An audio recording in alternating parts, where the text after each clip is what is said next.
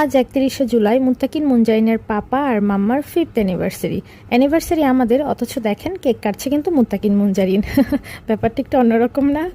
তো যাই হোক, রাত 12টার সময় আমি আর মুত্তাকিনের পাপা তো কেক ঠিকই কেটেছিলাম, কিন্তু তখন তো মুত্তাকিন মুনজারিন ঘুমিয়ে গিয়েছিল, আর ওদেরকে ছাড়া তো আমাদের সব কিছু এখন অসম্পূর্ণ, তাই বাবুদেরকে নিয়েও একটু কেক কেটেছিলাম। এবারের যেই সেলিব্রেশনটা, এটা কিন্তু সম্পূর্ণ আমার তরফ থেকে ছিল। সেলিব্রেশন বলতে এই তো নিজের একটু কেক কাটলাম, খেলাম, আর আমার হাজব্যান্ডের জন্য একটা ছোট্ট উপহার ছিল, ওর পছন্দের জিনিস, সেটা হচ্ছে পারফিউম আর একটা ওয়ালেট দিয়েছিলাম।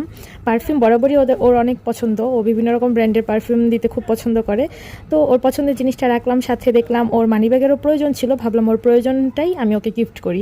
তো তারপরের দিন সকালে, অর্থাৎ আজকে সকালবেলা, মুত্তাকিন মুনজাইনের পাপা ওদেরকে নিয়ে কেক কেটেছিল, কারণ যেহেতু বাবুরা কালকে রাতে ঘুমিয়ে গিয়েছিল সেজন্যে। আর তাছাড়া আমি এটাও বলেছিলাম যে বার্থডেতে তো আসতে পারেনি, সেজন্য ভাবলাম যে একটু কেক কাটুক, একটু লেট বার্থডে সেলিব্রেশনও হয়ে যাক। যাই হোক, এই সব কিছুই মজা ছিল আসলে। মুত্তাকিন মুনজাইন কেক খেতে খুব পছন্দ করে এবং কেক কাটতেও পছন্দ করে। তো 26শে জুলাই যখন মুত্তাকিন মুনজাইনের বার্থডেতেই প্রথম কেক কেটেছিল, এর আগে কিন্তু ওরা কেক কাটেনি। 2 বছর বার্থডে সেলিব্রেশন করার সময় ওরা অনেক খুশি হয়েছিল। এখন ছুরি আর কেক দেখলেই বলবে mamma happy happy happy. Cake কেটে খাওয়ার পর মুত্তাকিন মুনজাইনের বেলুন আর টুপির কথা মনে পড়েছে, তারপর ওদেরকে এগুলোও পরিয়ে দিলাম। যাই হোক, আমাদের জন্য সবাই দোয়া করবেন, আমরা যেন সারা জীবন একসাথে থাকতে পারি, বাচ্চাদের ভালো রাখতে পারি।